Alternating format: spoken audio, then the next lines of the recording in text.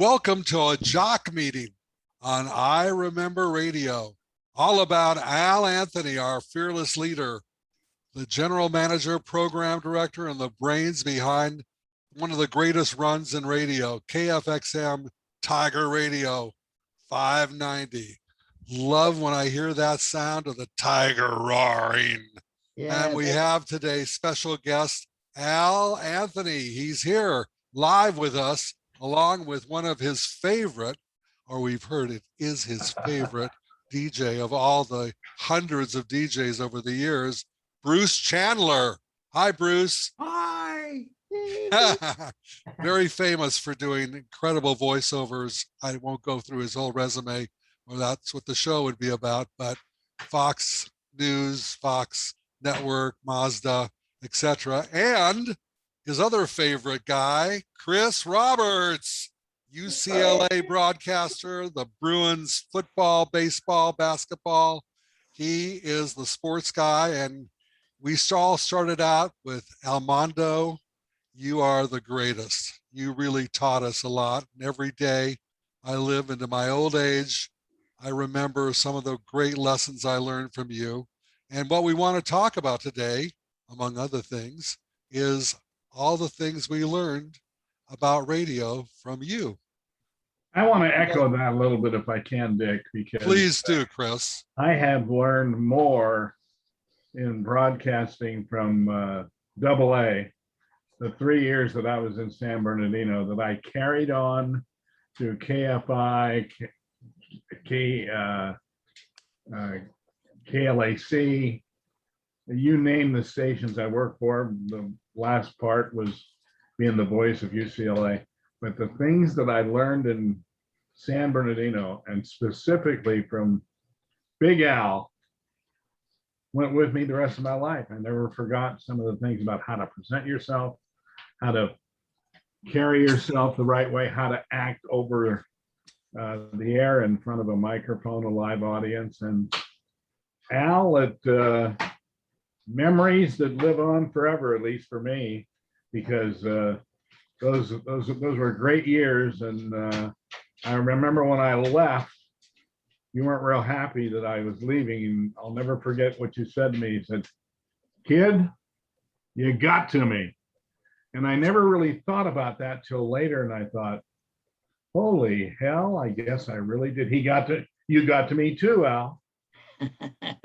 Never said that to me. I want to know what Almondo Fiore's spaghetti sauce recipe is before we begin with anything broadcasting wise. I'll send it to you. Just get a can of Prego and put it on your spaghetti. And that's not true. Anyway, when you Dick, when you said that was a jock meeting up there, I thought we were going to be talking about sports. You guys, come on. I'm ready. So is Bruce. All So right. you're our fearless leader. What would you like to talk about today, boss? You're three of my favorite guys. Of course, there are hundreds of them, but you're my favorite right now. So, and I'm sitting here looking, and I think I look like the Godfather. You are. You are the Godfather. Here, kiss my ring. Okay, let's see. You know what? You never asked me this question, and I'm going to answer an unasked question. How did I ever get to be a program director? That'd be good. That's a good question. I'd like to know, because I never was one. When I first met Howard Tullis, he pulled up in front of the radio station in Bakersfield, and he pulled up in the dirtiest, raggedy-ass Cadillac I've ever seen in my life. And the back seat was so piled full of crap, I couldn't believe it. I thought he was leaving home. And the next thing I noticed, there were two radios, big boombox radios on the seat in this Cadillac. And he used that to bring in radios from places where they're not supposed to come in, like KFXM in Beverly Hills, and KDEO from Beverly Hills, Coffee, Beverly Hills. Anyway, he'd listen to that stuff is a convertible, a raggedy ass top on the convertible, still also dirty. And when I rode with him a couple of times, and he had it on so loud that the canvas on the top would be going like this.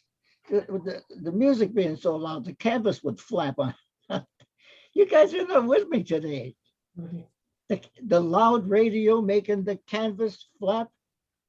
Wow. He was really on his Well, job, listening to all Mary- his stations. Mary, mark that one down as a loss. Okay. All right, let's go.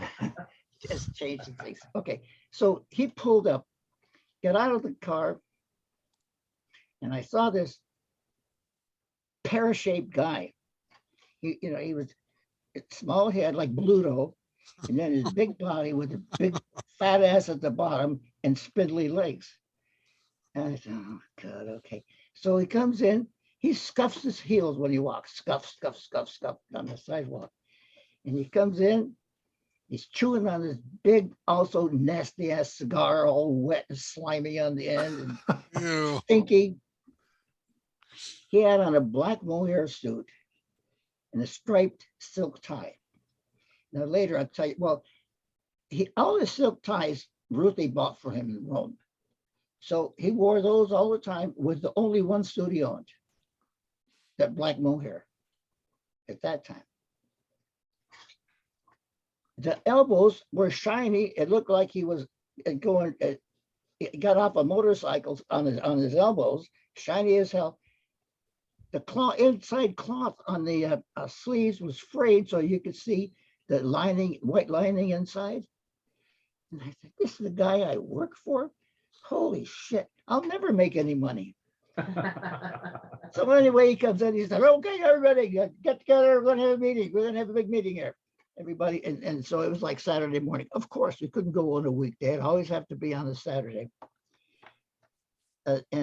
So he lined us all around and we told him all our names.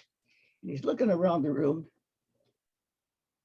and he pointed to me. He says, are you Italian? I said, yeah. He said, and you wore a tie to the meeting. You're the program director. Honest to God, that's how I became the program director, because I was Italian and I wore a tie to the meeting and no one else did. Lucky for him. That was Lucky for him. That was my qualifications. Of course, I was a little more educated than everybody else in the room, but that didn't really matter to become a disc jockey or a program director. Al, what year was this? 1956, 50, let's see. Yeah, end of 56, beginning of 57. So this was when rock and roll and Elvis, Pat Boone, it was first started then.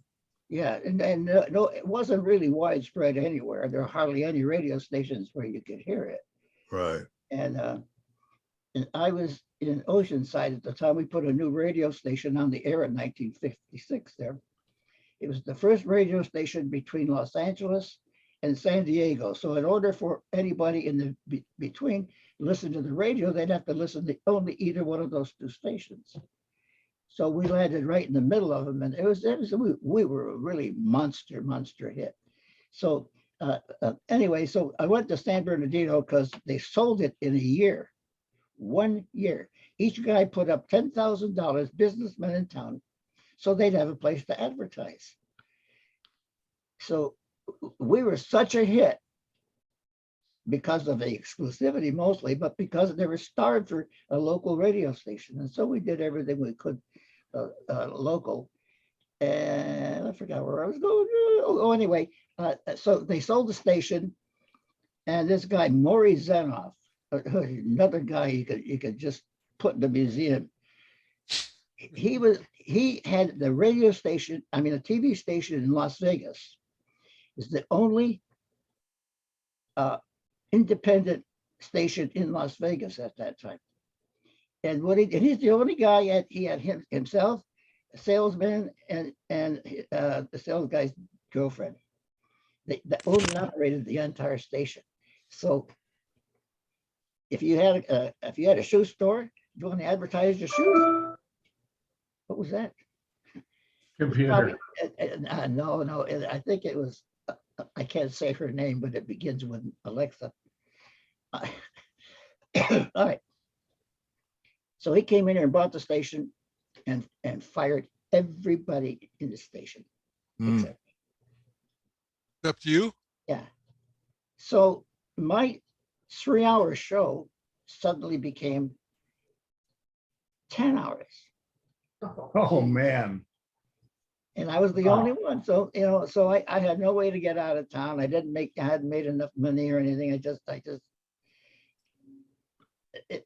So anyway, I got the job in San Bernardino, and the then head of Pascal Tullis and Hearn was Ben Pascal. He founded the organization. John Hearn was an FCC lawyer. Howard was an advertiser, and Pascal, he was the great radio media salesman. He was the sales manager for Gordon McClendon's Liberty Network, which was also the first all sports network, Gordon McClendon. And he shut that down. And so Pascal started putting the guys together to get this organization. So I'll tell you later about how they got rid of him. he organized it and they easily aced him out. So anyway, so that's how I wound up in Bakersfield at that time, because Pascal said, Al, I know I told you I had an opening in San Bernardino. He said, but something's come up. You could write these cliches down. Something's come up, and I have a guy in Bakersfield that's killing me. I just got to get rid of him. I got to get rid of him immediately, right now. And he said, and you're the only person I can think of that can get up there fast. And I know, since you're not settled here, and just fix that thing. I said, where the hell is Bakersfield? And then I found out it was hell. It was. Oh, God, hottest place on the planet. I had the pleasure. Yeah, before air conditioning and all that kind of stuff. Sure. Anyway, so I got so many sidelines. See, when you get old, you have all this crap in your mind. You've been packing it in there. There's some guy in there, trying to sort it out and figure out what the hell it is you want pulled up. And whatever comes up, comes up. That's it. Question, when I went to Bakersfield. What was the format of Cafe in Bakersfield when you went up there? Moon River, Doris Day, not Dick and Dee. Sinatra. Yeah, Sinatra. Anyway, all those Columbia and Capitol records. And it was pretty dismal. He told me it was the highest rated station in California. I think he got it wrong because he had the ratings upside down. It was the lowest rated station in all of California. So But when it had did the you make biggest it? share. When did you make it top 40? When did you do the switch? Immediately. Wow. And yeah, that was 1957, and we went on. I know what I was going to tell you this story, but when I was still in Oceanside, I was riding with my girlfriend in my car, and I pulled into a Union station to get some gas, and I had the radio on, and I heard KCBQ in San Diego, and they were playing Elvis with Hound Dog or like that, Hound Dog. I said, Jesus Christ. If I ever had to play that music on a radio station, I'd turn it down and I'd take a job at this gas station. And lo and behold, then all the when I finally joined them, was at the beginning, but when I finally realized I joined them, then that's when all the crap started to happen. Good stuff. Well, tell me about the first promotion at Cafe. What was your biggest promotion that you did when you went on the air with Rock?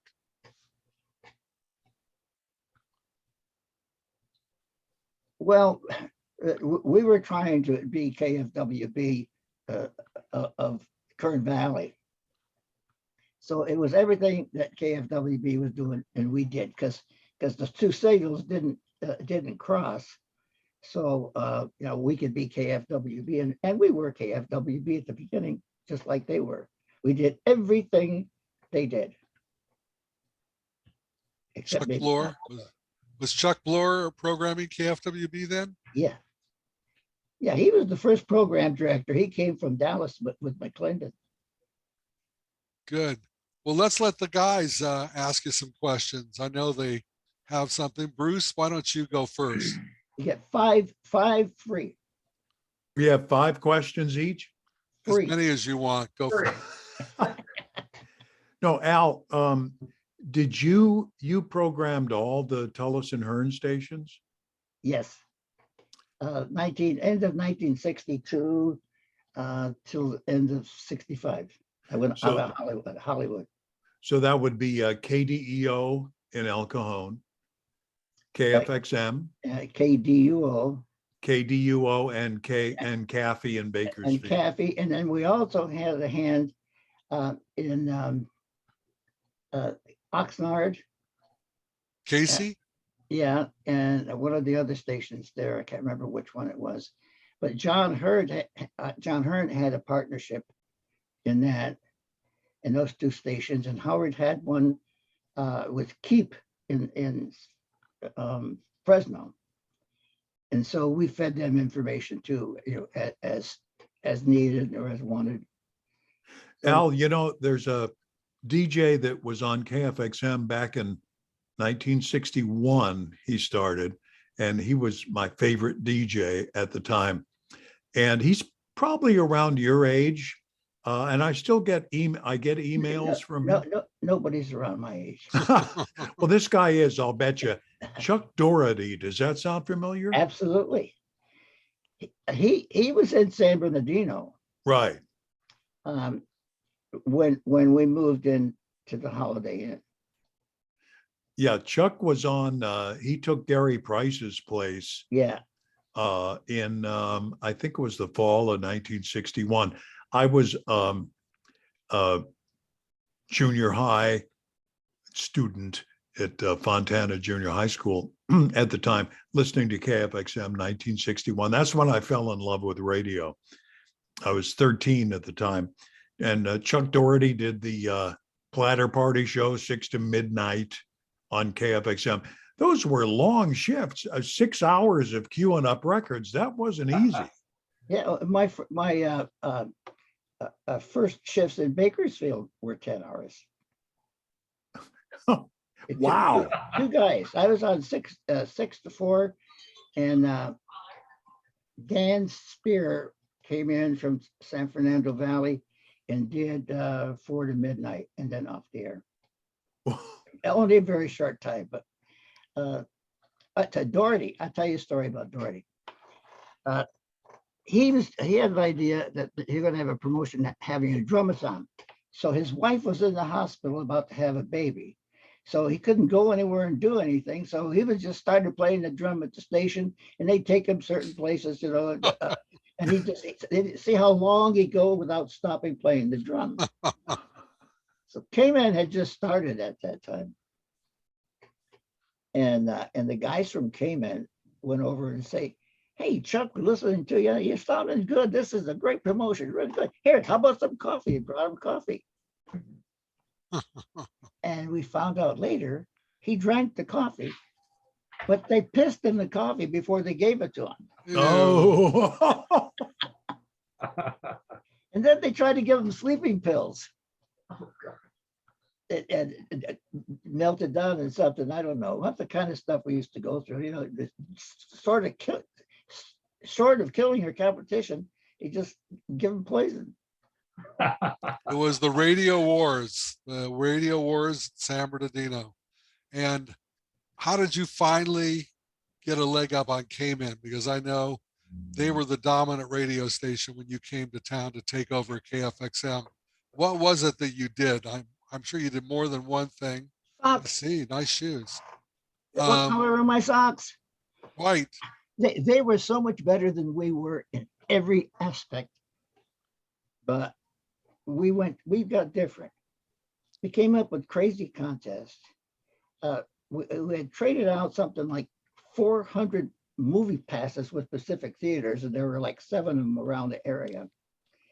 And so we gave movie passes with all the contests that we did, and we just kept having different kinds of promotions that people liked and playing great music. And when I brought Don Elliott in, made him the morning man, I had him do something that nobody said, why are you doing this?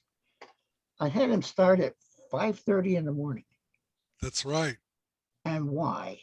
Because every jock in the world goes on the air at 6 o'clock. The first thing he does is put the longest record on that he can find, or tell the overnight guy, hey, segue a couple records for me while I make some coffee and I go to the bathroom and all that. So the first half hour, 45 minutes of any jock show is virtually thrown away. So I figured if we got a half hour start from anybody, then they could have the coffee made, they could pee, they could do all the things they needed to do before they went on the air, and they'd be ready to go on the air. And so I figured we'd probably get about an hour start on the competition every time. And it worked. Did you hire Barry Boyd to do? No, he was afternoon? there. He just got there when I was there. Uh-huh. And he just, because when Howard fired about everybody in the station, Barry was one of the guys that came in. Barry broke me in when my first day. Oh, I yeah? sat with Barry. He was amazing. Yeah, he is good. One of the first promo we did with him is we're going to give away a Mustang when they first came out. And so, but he had to be in the Mustang for 30 days without getting out of it. Just 30 days, stay in the Mustang and drive around and meet everybody he could. Well, that's bullshit. You know, at 11 o'clock at night, 12 o'clock at night, he'd go home and park in his garage and then go in the house and sleep and come back out again. But, you know, we claimed that he was doing 30 days in and we had him dressed in pajamas so that it looked like he was sleeping in the car. Did you give the car away? Yeah. We had to fumigate it. We destroyed a lot of Mustangs, a lot of cars. Now, K-Man was #1 through the time you got to KFXM, which was early 1965. Yep. What kind of tricks did you do to finally knock K-Man off? Because K-Man was so dominant in the Inland Empire, San Bernardino, Riverside ratings. Nobody ever thought they'd get knocked off. And then you came in, and how long did it take for you to knock them off? Spring of '66. Matter of fact.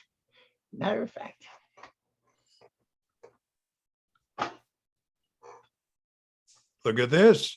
Yeah, All right. this is, Al Anthony Award. yeah, KFXM Pulse Survey Champions, July, August 1966, Al Anthony. Wow.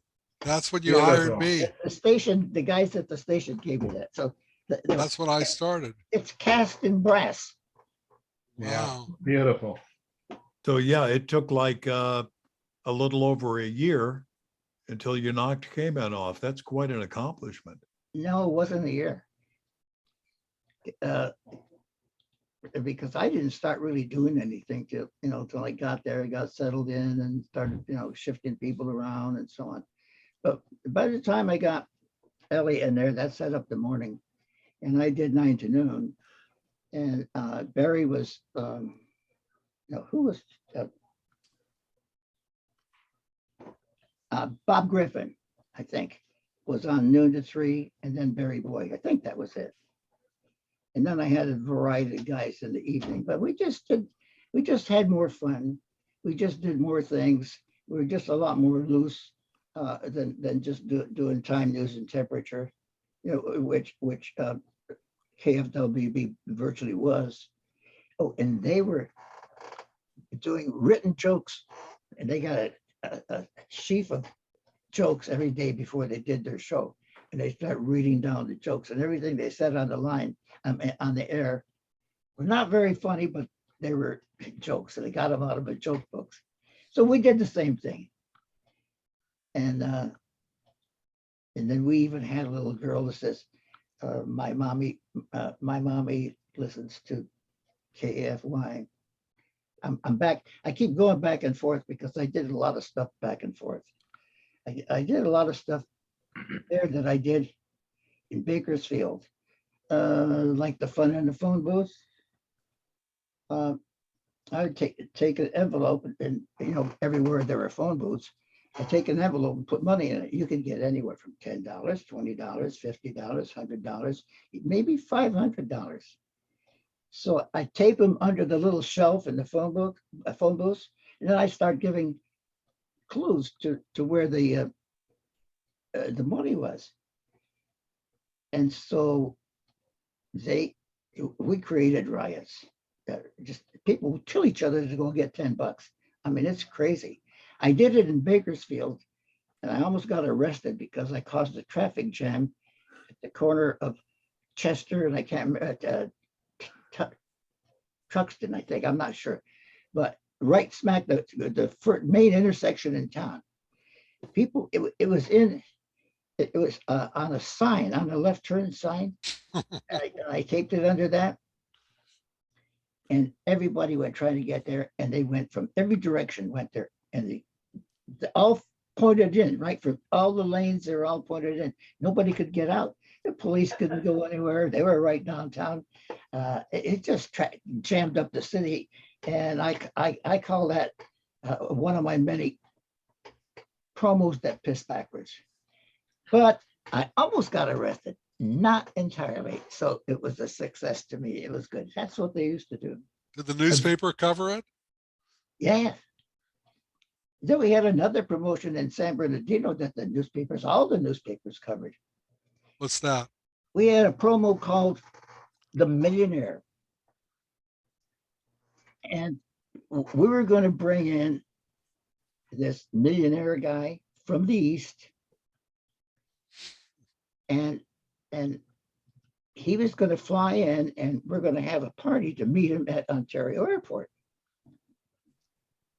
So we got a big biggest Chrysler limousine we could get from him at the time from Bob Wickett.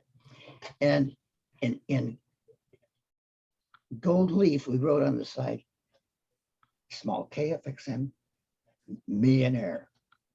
So he would drive around town. The idea was he was supposed to drive around town and all you had to do is find him or listen for him. And when you found out where he was, go see him, and you're likely to give you some money.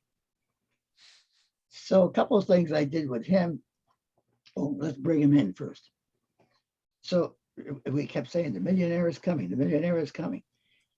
So we said when it was coming, we just did it like a countdown contest, and we did it all the way till the time he was going to be there. And we say he's flying in from the east. From the east, we drove him to Palm Springs, put him on Pacific Airlines. I had a trade with them anyway, and he was the night guy on KDUO.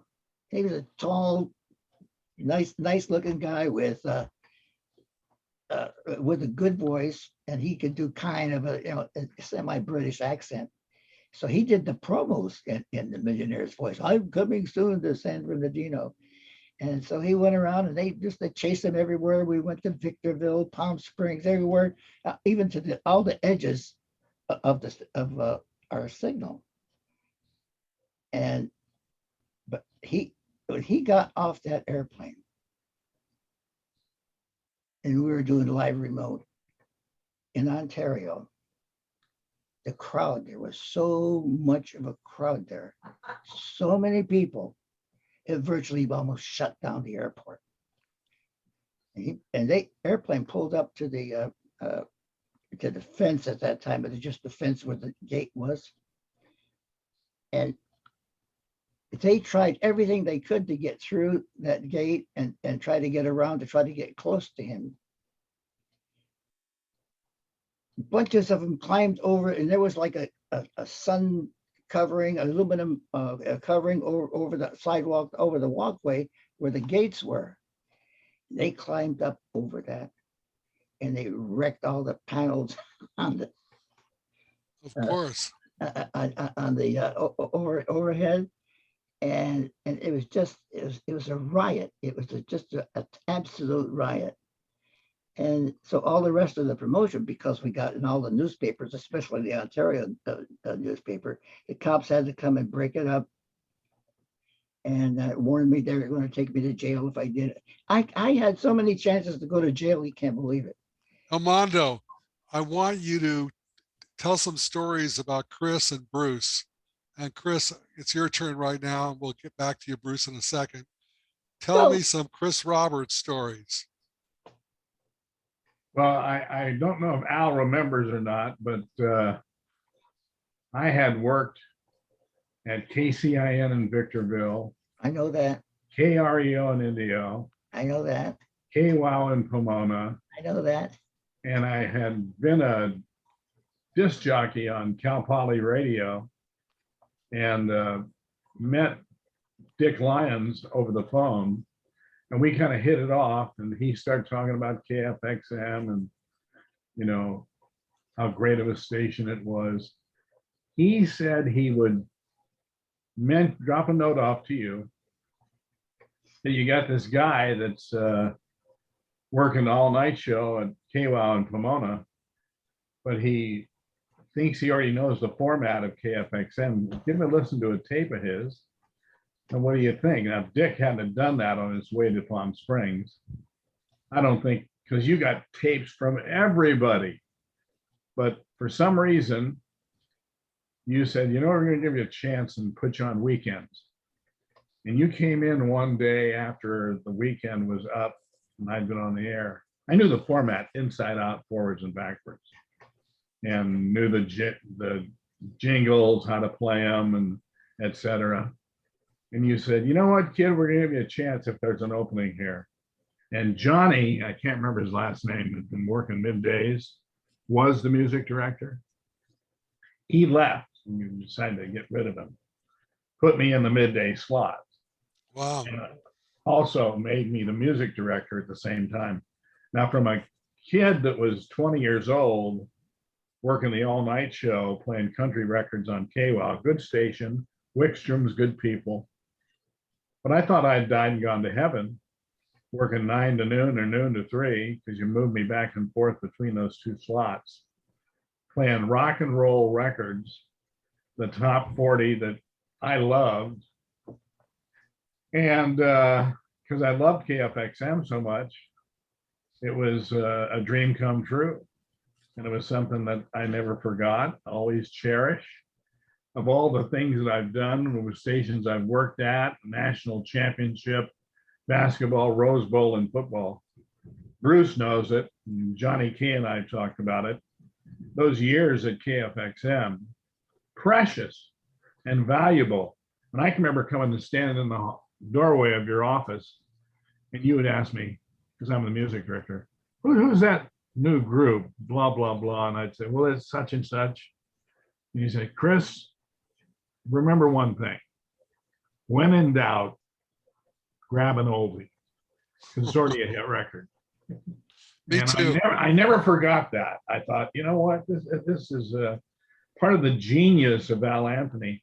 Plus, he had young guys that were energetic. I was one of them. Bruce was another, Johnny Kay. He hired the right young guys who knew the modern format that he had established, and we brought it into the 70s. I get a kick, we have these reunions sometimes, and Bruce and I've been at them now, or came in talking about, hey, we did this, we did that, blah, blah, blah. And I would always stand up and say, you know what? The years that I was at KFXM, we never lost a ratings battle. And not only did we not lose, whatever rating came in had, we doubled it. And it was just such a special time that I always was amazed at how you would hire the right people to do the right things. Now, if they didn't take care of biz, you're the first one to say goodbye to them. But you hired some very good people, not only in the 60s and 50s when you were back in Oceanside and Bakersfield, but in San Bernardino too. And it pretty damned impressive. I'd like to know what your thought process was when you would bring somebody in and say, you know, I'm going to give this guy a shot. Well, for you, I was sorry for you because you were working at KWOW. I went not I went to KWOW to apply for a job in 1956. Radio Ranch. Yeah. Yeah. Well, Radio Ranch. Let me tell you about Radio Ranch. It was in the back of some. I don't even know what was in the building, but it was a big building, and the turntables were sitting on orange crates. Oh, And I Yeah. thought, there's a lot of class. That's good. He didn't hire me. Yeah. His loss. Yeah. So let's see. I got a couple more stories to tell you. And you asked me what we did to make it. Like you said, oldies was one of them. Art LeBeau. Every weekend, a flashback weekend. Yeah. And then eventually I started folding it into the actual format. They had to put so many in an hour during the weekend, a week programming. And then started doing double plays, oldie double plays. Anyway, Art LeBeau and I were the only two guys that thought anything about oldies but goodies. And so he was playing them some in LA. And I go into the music room and I'd see hundreds and hundreds of records sitting there. All of them, all good enough to have been played on the air at some time or other, some year or other or whatever. And what a shame. Those records were good enough for somebody to listen to for weeks on end, every day, and some every hour. And then they're just back there in a dust pile. And that's what got me thinking, you know, why don't I just play some of these things and say, hey, remember this? I started this in Bakersfield. We had a telegraph key on the console. I don't know if you ever heard that on KFWB. They had a telegraph beeper. You know, if you hold it, it keeps beeping. And I would hold on, and it would also throw you into, and we had added echo to all of our stations too. And there was a cheap echo. It was one of those, it was just an old spring. Somehow the speaker caused the spring to move and it delayed a little bit. But it was enough, and nobody really else was doing that. And so sometimes we took way a deep advantage of it. But I would take that echo thing and hold it, and the longer you hold it, the more echo it gave it. And so I'd say, okay, we're going now down into the dark, deep, dark KFY dungeons, and see if we can find some old records that you might like. And I'd have the door cracking like Inner Sanctum, and steps, and going down in the echo, and I'd make believe I was looking for some records, and I find some good ones and take them up and take them up. They were right there, and I come back up there supposedly and play them on the air. And then I started playing them back to back. And I remember Don Elliott made a real good promo for me that I said, you know, let's do a double play. What can we? So we thought about double play baseball. So he sat down here and figured out how he was going to do it. So finally we wound up with this. It was the sound of a crack of a bat and the crowd going, another another KFXM double play, and then it played between both of the oldies who played together, and it was a good promo. I still remember it really well. It really worked. Another thing we did too is, like I did in Bakersfield, actually in end of 1957, I started throwing weekly hops. We rented a place called the Barn, and I think it was like $400 a night or something like that. But we packed. I have pictures showing those people so packed in there that they couldn't even dance. And my band at the time was Jolly Jody and the GoDaddies. And Jody is a fat little guy, older, and he played a stand-up bass. And they played a lot, most all of our stuff that first year, until I started using the Royal Impalas. That was a friend of mine had a band, and we used them for everything after that. But the success I had there, I knew that you have to get out with the people. You have to talk to them. I used to answer every telephone I could while I was on the air. I answered the phone, every call I could. Talk to them for a while, say hi, because I always remembered the important people I met, even if they weren't all that important. The fact that I met them really endeared me to them for the rest of my life. I can tell you some of the people I met in my early part of my life, I still remember. And I remember the nice guys that were, when I was going to city and LA State College, taking broadcasting and acting and so on, that we'd go around the stations, and I remember the guys that were nice to us. You know, hey, come on in, you know, and stand around while they're broadcasting, and we're going, and so I remember that. And so I made it a point to befriend every single person I talked to on the phone. Another thing that I would do, I'd start something like, listen, whatever you do, don't tell Barry Boyd what I said about him this morning. I didn't say anything. I said, don't tell him. Don't you dare call him and tell him that I said anything about him. Pretty soon he'd start. And pretty soon then we had a rivalry going between the two of us, and neither one of us ever said anything, but it escalated into a competition between the two of us and the things we said about him, and we never said a word.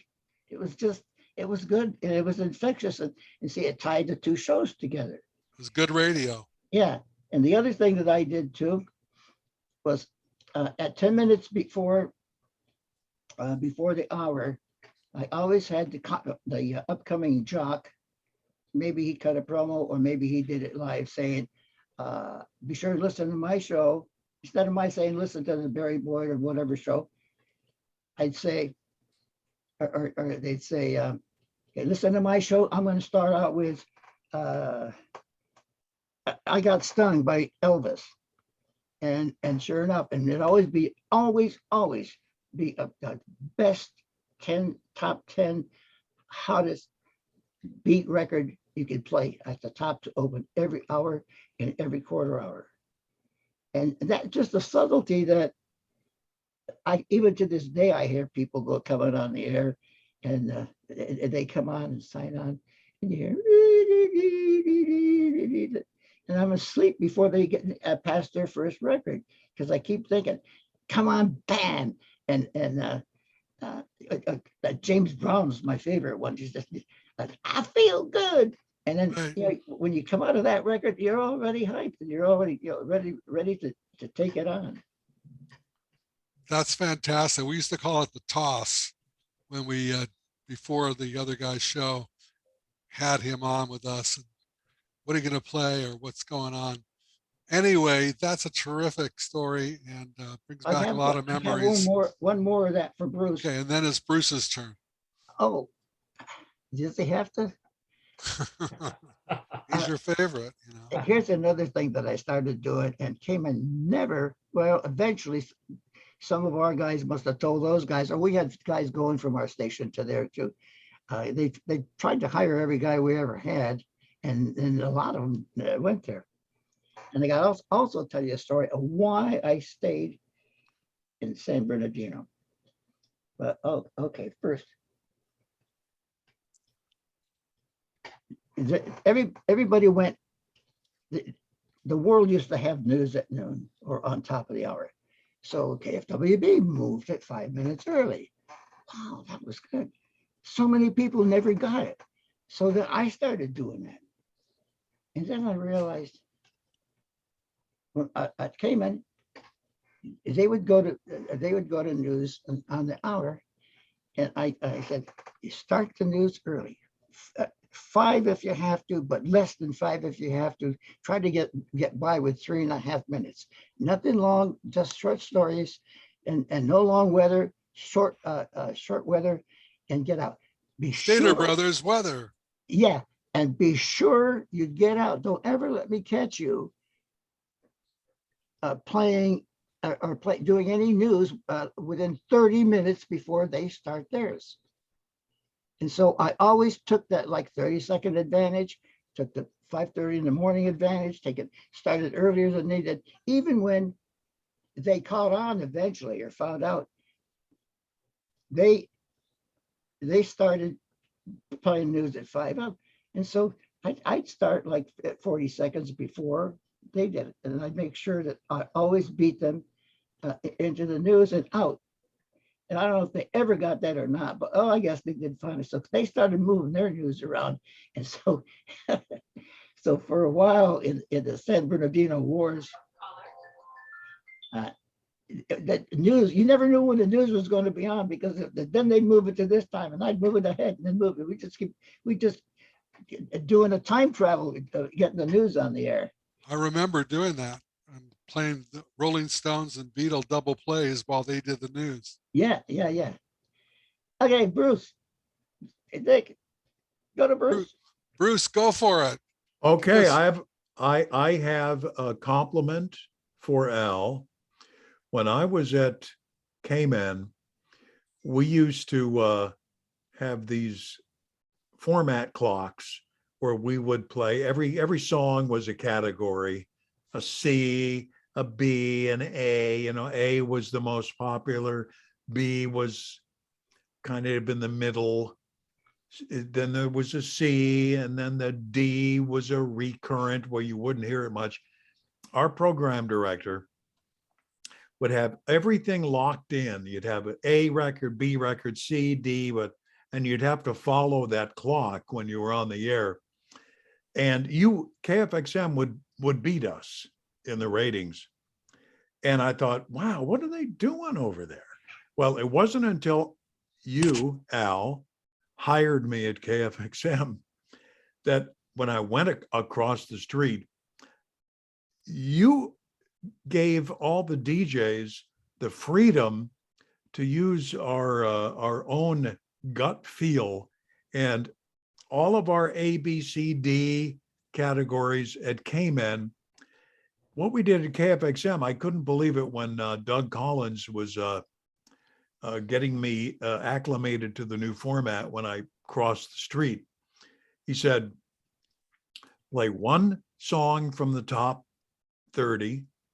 The second song will be from the bottom 30. In other words, one song would be from position 1 to 15, and the next one from 15 to 30. The third would be an oldie, and then rotate. And I said, that's it? He said, yeah, it's all up to you. So Al, you gave the DJs the freedom to use our own gut feel to know what would sound good. And, you know, we never lost a rating. When I was at KFXM for 2.5 years, late 71 to early 74, we never lost a pulse rating because you gave us the freedom to do that. And it was just you made it so much fun to be on the air that probably transferred to how we sounded on the air, because it wasn't so formatted where you just kind of feel like I have to do this, and this. Yeah. We just got to have fun. And you live in fear of, oh shit, I didn't get the wrong record. I didn't get it on. And maybe your program to call your attention to it and say, why did you put that one on? Other thing that I liked was just go down in tempo and up to tempo, just changing the tempo from down tempo, up tempo slowly. Don't go from a soft ballad to bam, back to back. So you just let it flow smoothly. So there's no jarring moments, and just people can follow with you right along and don't even know you're doing it to them. Yeah, and I'd have to say, Al, you changed my life, because if you hadn't hired me at KFXM, I was going to be fired like the next day from K-Men, because they brought in like half the staff was fired, and I don't know where I would have ended up. So where I am today is all because of you, Al. All of you changed my life. You know, it's like we're all in a short bus going somewhere, and we all had our seats. And so we sat in the same seats every day, and we just did our thing there every day in our own seats. And the bus got from A to B, which was to win ratings. And we did. And everyone, you know, it was like high tide rises all boats. So every once in a while, one of you guys would get a look at the ratings and come into my office and say, "You say those ratings I got? Chris, look, I got a 20 in the ratings. Now, don't you think I'm worth a little more money than that, than the rest of the guys? I got the highest ratings." I said, yes, I do. And so you want to raise? Yeah, okay, you got it. Now listen, let me give you the raise right now.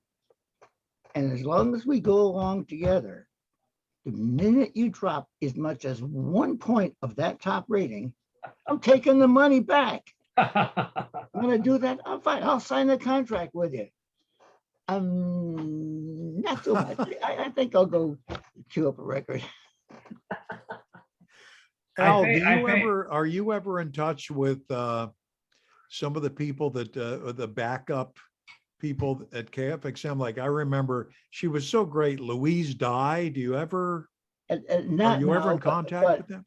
But for until I left San Bernardino, yeah, I was kind of.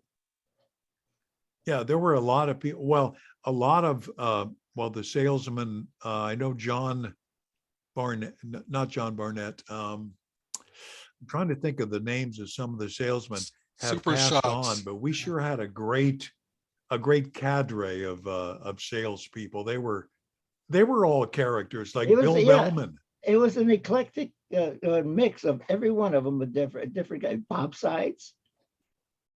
Was Bob Sides there when any of you guys were there? Yeah. No, but I Oh, know. yeah. Bill Bellman. Helen Jones. Yeah. and Bellman had walked through the sales office, "Save the bones for Helen Jones." I remember Bill Bellman's favorite saying was, "Don't get mad at them, just take their money." He told me, just get the money. Get the money.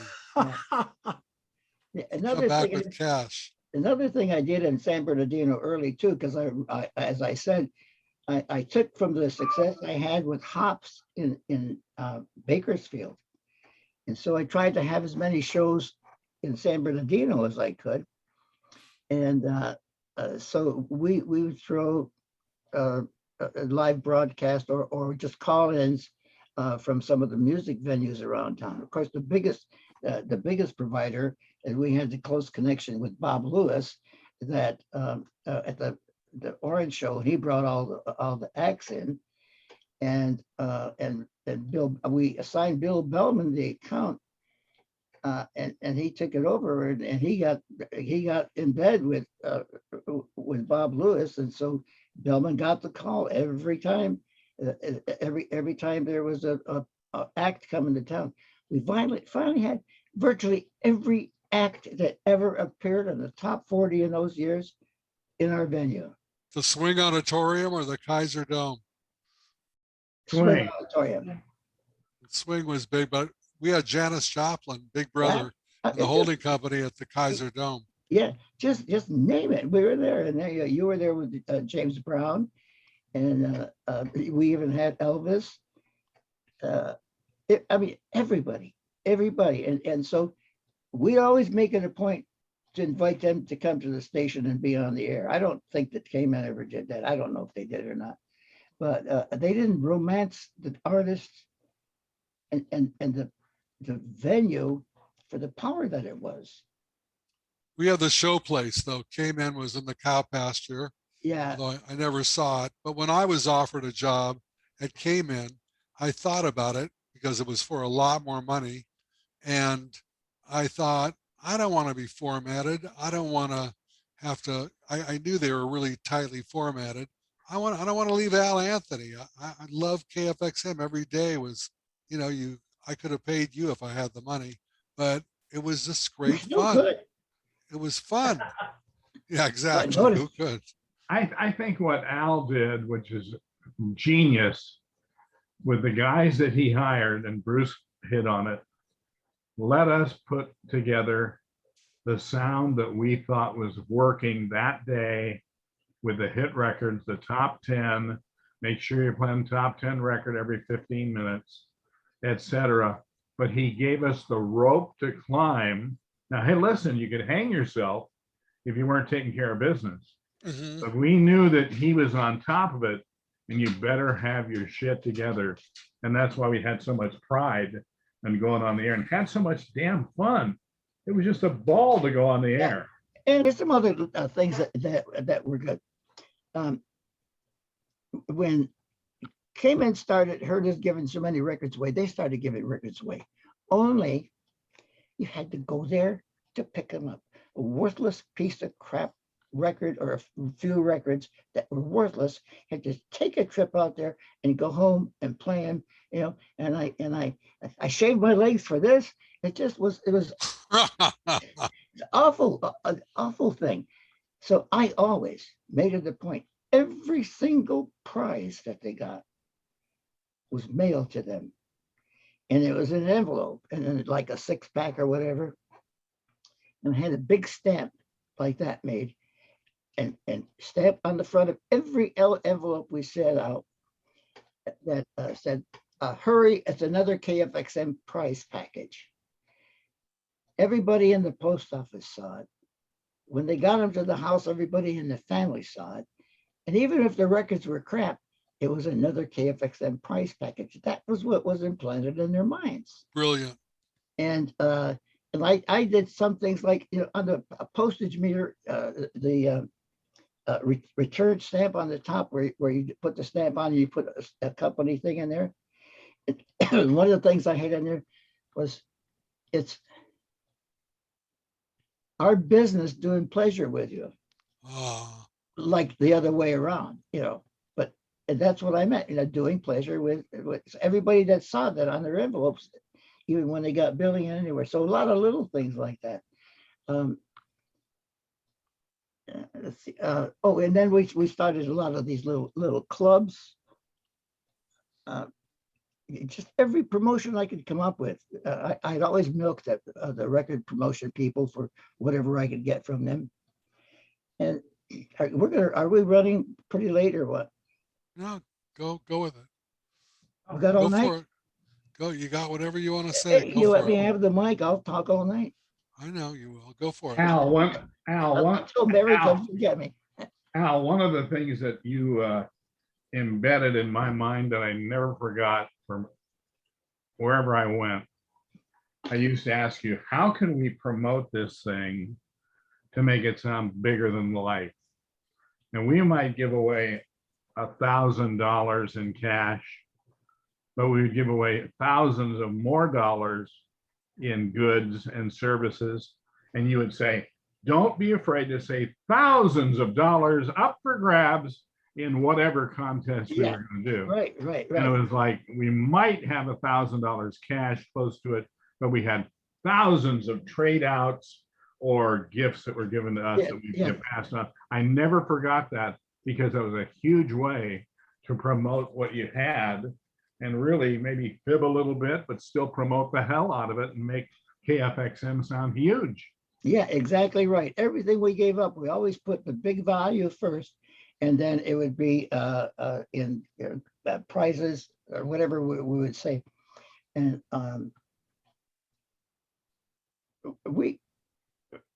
you guys both know about all know about the contest giving away the cars. We loved it.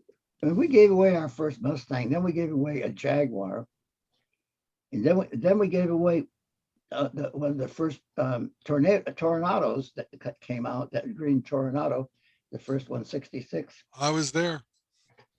And then I gave away a Mustang. And then I decided, and so I think they were toying across the street with giving away a car of some kind.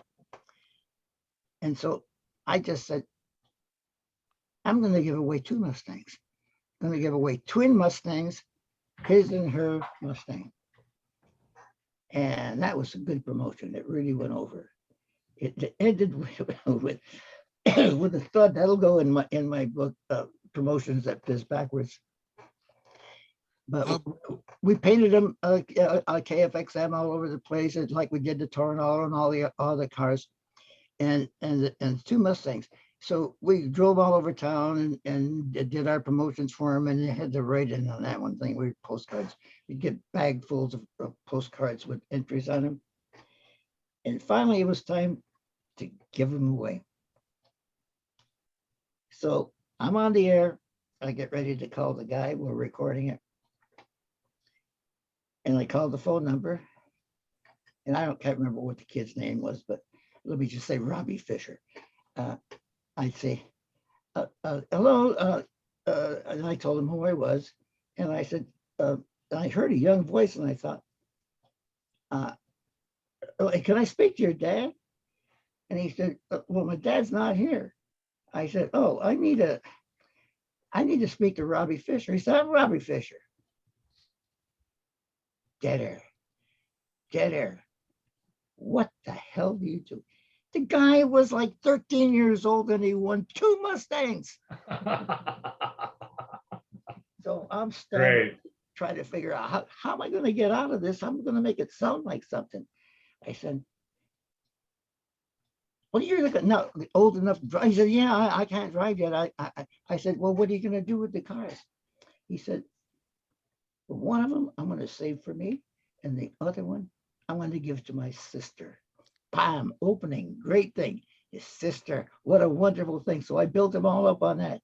But he won 2 Mustangs, 13-year-old kid. Al, how about the car wars when came after us when we had the Tornado and they gave a choice of 10 cars or something. Then you came back. No, they gave away another car. You said 59 cars, that we had Yeah. 59. And I asked you, how are you going to do that? He says, that's okay. I can throw in some free gas. I'll get him to pick the Tornado. And then they came back with 129 cars choice. Well, with it started just as like the 2 cars. I started it with the 2 cars, and they came back with it. But then I finally got up and I said 59 cars. But how I said it, Chris, is your choice of 59 cars, and throw away your choice. So it sounds like I'm giving away 59 cars, but no way. And so they came back with 129 cars because they figured he could do it, I could do it. And that became ridiculous. And so that we had to meet with Jerry Jolstad and just say, we got to stop this. This is insanity. We're going to have to give our radio stations to all the car dealers. And so he owned you. Yeah, he agreed. Okay, anybody have any other stories or comments, questions? Yeah, I don't know if I ever told Al this, but when I was at Cayman, there was a sign in front of us that when we did the weather, it was just a constant reminder. It was never 59 degrees. Even if it was 59 degrees, we had to say 58 or 60. We could never say the number 59 on the air. Well, speaking of the weather, another thing, I was the first one to do this. I started, I took advantage of the coverage of our radio station. So I figured the three cities were trying to promote themselves, and they did. At one time, we were the 10th largest market in the United States, in the Riverside, San Bernardino, Ontario metro area. And so at one time, we were the 10th largest market in the United States.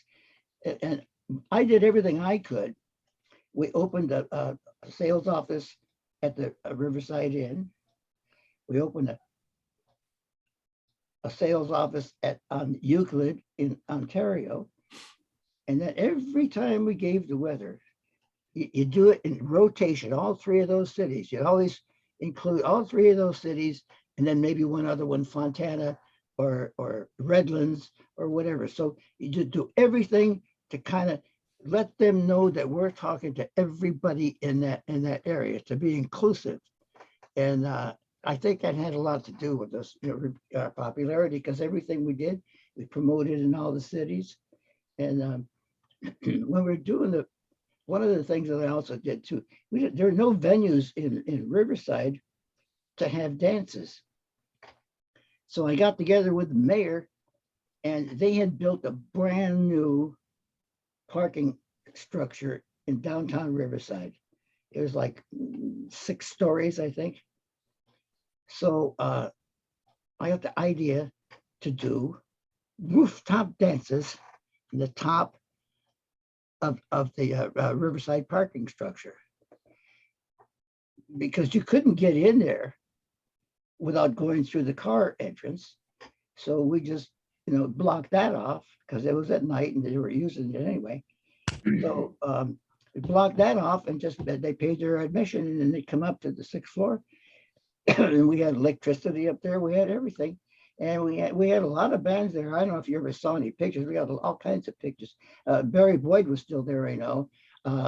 Gene Gleason. Let's see who else. Jim Conniff. And a couple of different night guys. Rick, I'll think of his name in a minute. Johnny Helm, maybe? Oh, no, that was much before Johnny. Bob Griffin. And he was there. He was there at the same time too. Yeah, he was still there.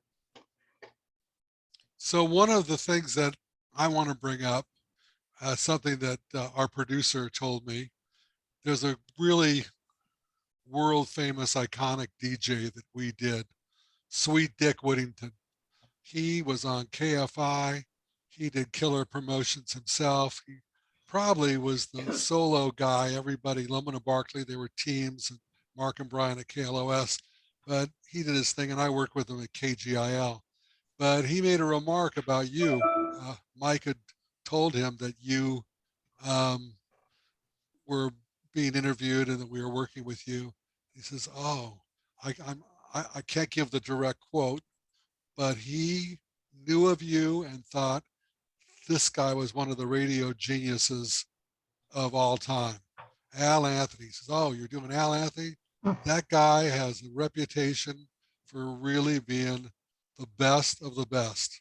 And I'm paraphrasing because Mike told me, but to have that kind of acknowledgement, there's a guy that never worked for you, and he was a superstar, and he knew of you and your work and what you had done. And I think the three of us all feel the same way. Oh, thank you. He said legendary. Thank you. Okay, well then Mike told you already. Ditto. Legendary, thank you. Ditto for me too. You don't have time for one more K-Man story? One more, let's do it. Okay, well, I got 2. Okay, we'll do 2. All right. The first one I want to tell you is that before K-Man went on the air, I had a call from I'm having a brain fart. The program director of K-Man, the guy who put it on the air. from Hawaii. Ron Jacobs? Yeah, Ron Jacobs. I was in town. I was staying on trade at the Hollywood Plaza Hotel, and he came down to pick me up, and we drove out to San Bernardino, and he had chosen me to be the program director of Cayman. Cayman. He said, I don't know what you did. He said, you must have your own publicity agent or something like that. And he says, because every single person I've ever talked to in this town tells me to talk to you. And I thought, oh, that's great. So I went out there, and I always been kind of unhappy with Howard. It was a 25 years love-hate relationship. So he gave me all my best opportunities, but he kept me down in many others. And so it was love-hate. And so I was ready to move. And so we went out to the cow pasture, and we're driving in, and he says, I've got cows. He says, I don't know what to do with them, but maybe we can just paint the call letters on them. That was another bright guy. And we went and looked at the building and all that. And so I had the job. And I don't know who, and I didn't hear from him, and I didn't hear from him. And I just wondered, why didn't I hear from him? So I finally got in touch with him. And so that's when I also found out that they were giving the job to Bill Watson. Bill Watson. And I thought, that worthless, no talent, so-and-so, Bill Watson. I worked with him in Bakersfield for a while. And he was a nothing. He was the worst nothing I ever saw in my life. How could you give him that job? Maybe he wanted a puppet or something. I don't know. So and I tried to figure out who it was that shot me down. And I think probably it was Jim Price. Jim Price in San Diego. He worked for Yeah, us. Sunny Jim Price. Yeah, right? yeah. Uh-huh. Very He good, shot me Bruce. down a lot. I don't know what he had against me, except that I worked for Howard and I was the boss, and he wasn't. And so he had that against me all the time. So he got me shot down there. And then he also got me shot down when Howard fired Bob Bonnell and I in order to bring in that loser Downey Huey. And how any guy named Downey can't be all good. The downer. Yeah. So the other story, quick, is I had just gotten. No, I wasn't even living there yet, but I was staying in the Trade Out Hotel in Riverside. I was driving the complimentary KFXM Mustang that never went back to the factory that I had for a year. That's another story later, but I'm driving it. So we went.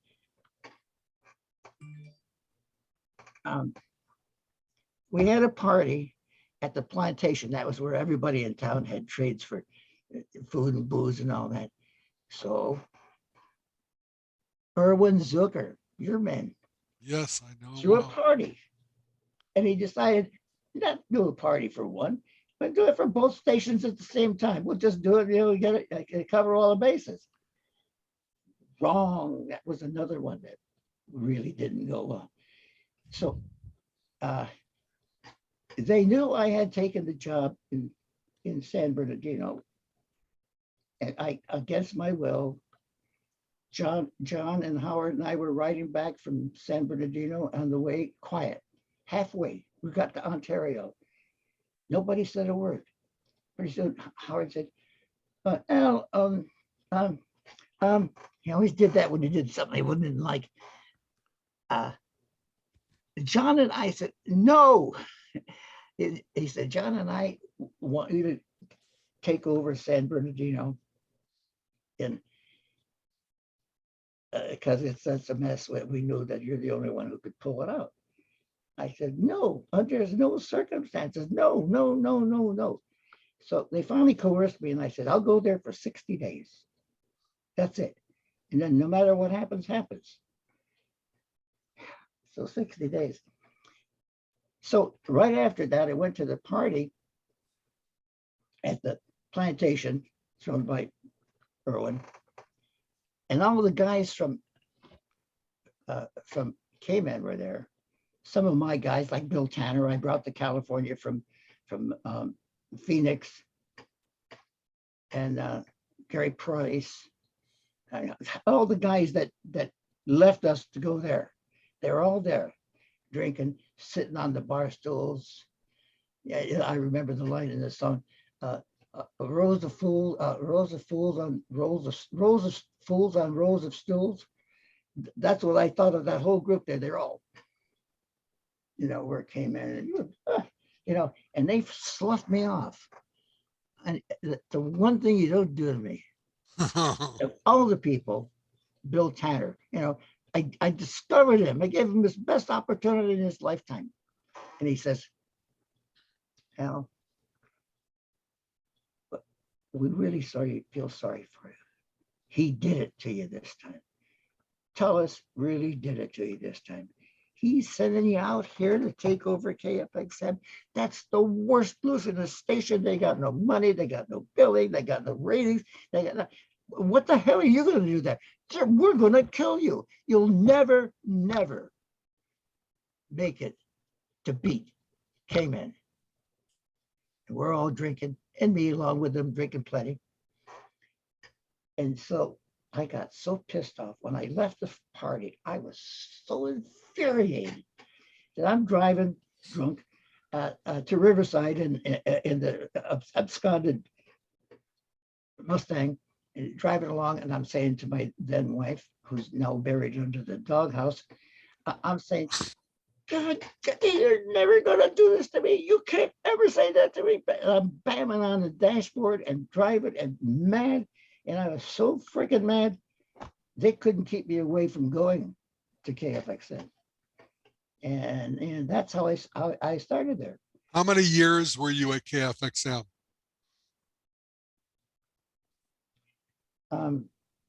All told, from 65, you started in 65. 65 to I would say 74. 81, no, 81, and then 81 to 84 when the station, I had to sell my own station. I got a $50,000 bonus for selling myself out of a job, but I sold the station. And that's another story. I'll have to tell you that one too. And how about Howard. Tullis and her, and just including Kathy? How many years did you work for Howard? 25 total. 25 years. Total.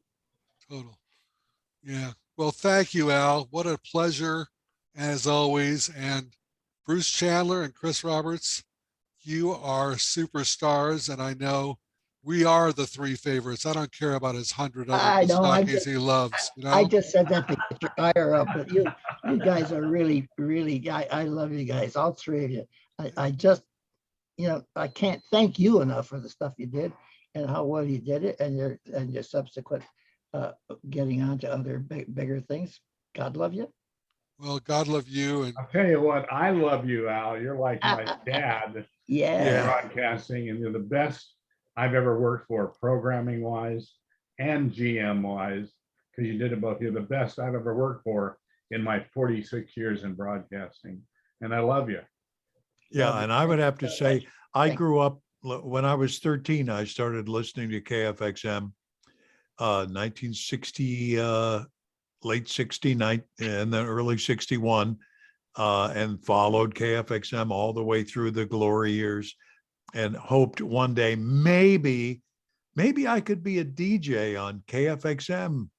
But my parents would go, nah, everybody wants to be a DJ. You ought to get into something else. Yeah, I just had this laser focus on, I wanted to be a DJ. And when I started at KFXM in afternoons, which was Bill Tanner's old slot, when I listened to it first in 1961, thought, wow, I grew up listening to KFXM, and here I am in front of the microphone. It was amazing. And you made it happen. So Al, I have to I have to thank you too. You changed my life.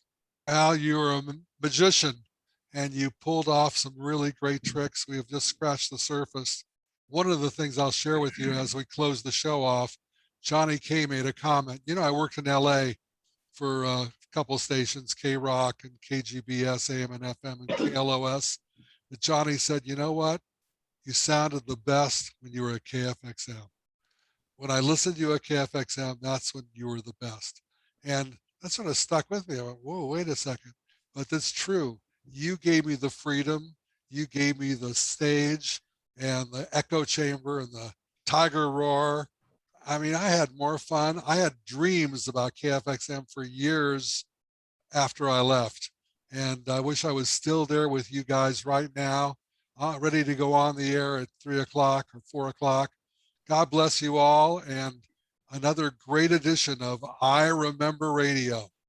But listen, no tigers or any other animals were hurt in the making of this broadcast, and nor was any compensation from anybody. And the great compliments, and you guys, you know, you deserve what you got, and so on. I love you all. I can do these shows all day and all night. I know. We'll do another one soon. Okay. Thank you, Al. All right, thank And you. thank guys. you, Thank Chris you and so much. Bruce. Good Appreciate Bye, it. job. Al. Good Bye. job, Take care. Dick.